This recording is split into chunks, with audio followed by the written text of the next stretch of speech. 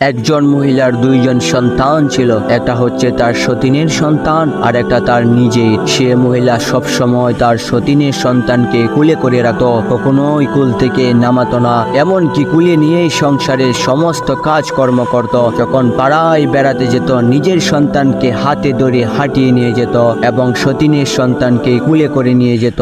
সতীনের সন্তানের প্রতি এত ভালোবাসার বিরল দৃষ্টান্ত দেখে এলাকার সমস্ত মানুষেরা সেই মহিলার প্রশংসায় পঞ্চমুখ হয়ে উঠল।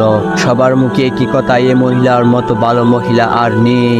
একদিন পাড়ার এক মহিলা এসে বলল, বুঝান, নিজের সন্তানকে এত অবহেলা করে সতীনের সন্তানকে এত আদর করা ঠিক না, এতে আপনার নিজেরই ক্ষতি। তখন সে মহিলা বলে উঠল, শুনেন বুবু, আমার ছেলেকে আমি অবহেলা করি না, এটা মানুষের বোঝার ভুল। তাকে আমি হাঁটিয়ে নিয়ে বেড়াই যাতে সে হাঁটতে পারে, আর সতীনের সন্তানকে সবসময় কুলে করে রাখি যাতে সে কখনোই হাঁটতে